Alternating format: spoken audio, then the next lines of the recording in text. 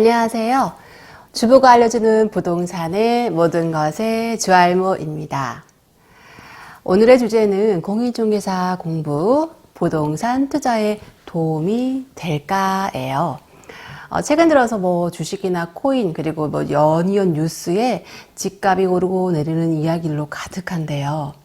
그 열기에 동참하지 않으면 난 뒤처질 것 같은 그런 불안감이 드는 게 사실입니다. 그래서 부동산 공부를 하게 될 거고 이왕 공부하는 거 자격증까지 취득해 볼까라는 생각이 들게 하는데요. 오늘은 공인중개사 공부가 과연 부동산 투자에 도움이 될까 되지 않을까에 대해서 이야기를 해볼게요. 여러분 구독, 좋아요, 알람 설정 잊으신 거 아니죠? 그럼 여기 꼭꼭 눌러주세요. 자, 그럼 시작합니다. 부동산에 대해 관심을 갖고 책을 보다 보면 자연스럽게 공인중개사 자격증 한번 따볼까 라는 생각이 들게 되는데요. 저 역시도 부동산 투자를 하고 임장 다니면서 여러 부사장님을 만나게 되었습니다. 투자 물건에 대해서 근데 그 사장님들이 바삭하게 하는 게 저는 너무 부럽더라고요. 그러면서 공인중개사가 되면 싸고 좋은 물건을 내가 먼저 선점할 수 있지 않을까라는 단순한 생각에 공인중개 자격증 공부를 시작하게 되었습니다. 부동산 투자를 해왔고 또 부동산 자격증 공부를 해본 당사자로서 말씀드리지만 제가 생각하기로는 일부는 도움이 되고 일부는 도움이 되지 않는다는 거예요. 공인중개사 공부 대부분이 법률과 용어로 되어 있기 때문에 이해하는 면에서는 쉽긴 합니다. 공인중개사 과목은 총 6과목이 있거든요. 1차로는 부동산 학개론 있는데 법과목이 아닌 학문으로서 부동산의 속성이라든지 부동산 관련된 경제론, 금융론, 감정평가론 등 일반인에겐 조금 생소한 분야가 있는 건 맞습니다. 또 감정평가론이 있는데 감정평가사 직업이 따로 있기 때문에 너무 깊이 파서 공부할 필요는 없고요.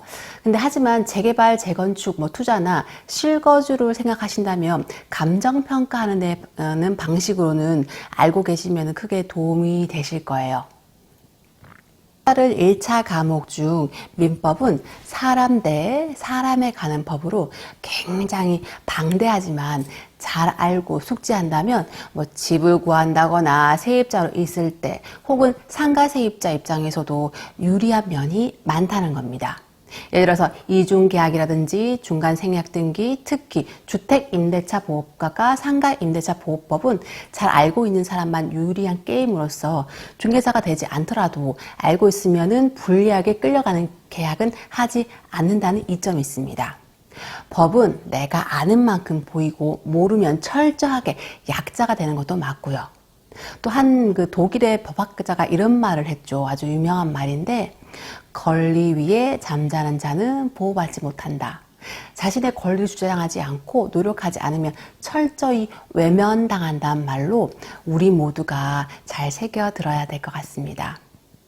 또 등기법은요, 부동산 등기부 보는 법으로 특히 저는 어린 친구들이 꼭 공부했으면 하는 분야이기도 합니다.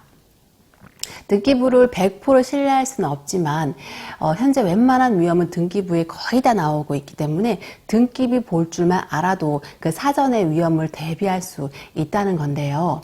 보통 아파트 계약할 때 중개사님이 한 장씩 이렇게 뽑아주잖아요. 근데 그때 대충 보는 경우가 많아요. 그거는 제가 몰라서일 수도 있고 알아도 돈 주고 하는 거니 어련히 잘 하시지 않겠어 라고 믿고 신뢰한다는 거죠. 하지만 사람 일은 모르고 중개사분도 사람인지라 실수를 할 수도 있고 또 중개사의 실수로 계약이 파기되거나 손해를 입는다 치더라도 피해는 주장하는 내가 입증을 해야 되며 손해배상하는 절차도 번거롭고 또 오래 걸리며 또 정신적으로 많이 힘들어집니다.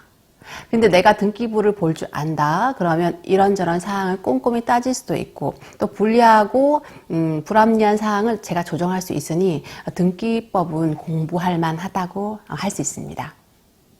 또 공법 같은 경우는요, 상가나 토지, 건물 지을 때 알아야 될 사항들과 지켜야 될 사항들을 나열한 법인데요. 실무에서는 공인중개사들이 공법 공부를 가장 많이 한다고 말할 정도로 양이 엄청나고 또 알아야 될 법이라고 알고 있습니다. 역시도 일반인도 공법에 대해서 어느 정도 지식이 있으면 뭐 기획부동산에 당하지도 않고 또 건축을 하다가 이런저런 사항을 잘 헤쳐나갈 수 있는 지혜가 생기지 않을까 싶습니다. 특히 또 중요한 거는 세법인데요. 세법은 매해 개정이 유독 많이 되는 법이기도 하고 세금과 우리 생활과 밀접한 관련인 세금과 관련된 법이라 중개사 또 영향도 많이 테스트가 되기도 하죠. 까다로운 것은 그 세무사에서 세무사 통해서 여쭤보세요라고 보통 중개사들이 토스해 버리기도 하지만 그래도 일반인들도 중개사도 알고 있어야 하고 매해 공부해야 되는 법이 세법입니다. 특히 양도소득세는 잘 계산해야 되는 게 주택 수에 따라서 세율이 달라지기 때문에 매도 계약을 하고 나도 모르는 집이 한 채 더 있을 경우가 있거든요. 그때는 양도소득세가 중과가 되기 때문에 세금이란 것은 한번 정해지면 다시 물릴 수 없는 부분이므로 계약 전 필히 양도소득세 계산을 확실히 하시고 가야 됩니다. 이 부분에서는 공인중개사 공부가 부동산 재테크나 실거주 혹은 상업시설 등 세금 부분과 어느 정도 맞물리고 도움이 된다고 볼 수 있어요.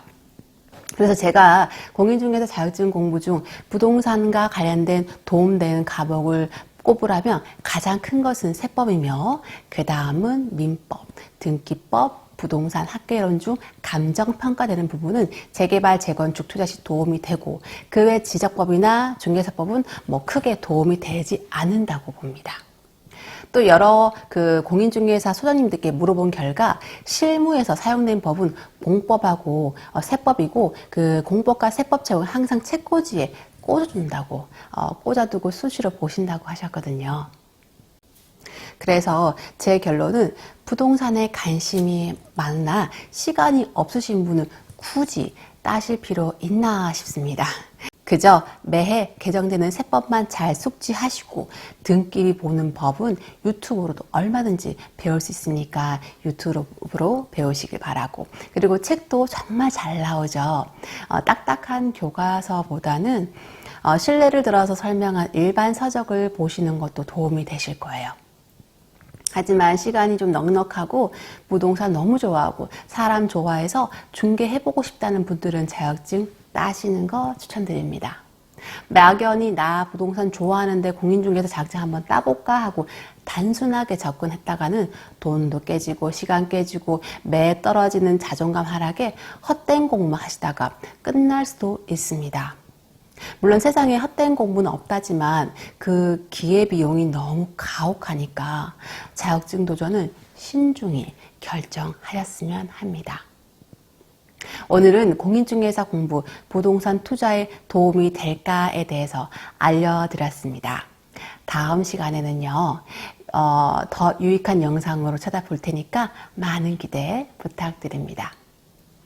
부동산을 공부하고 투자로 성공해서 경제적 자유를 누리는 그날까지 주보가 알려주는 부동산의 모든 것의 이야기는 계속됩니다. 그럼 여러분 다음 시간에 만나요. 그럼 안녕.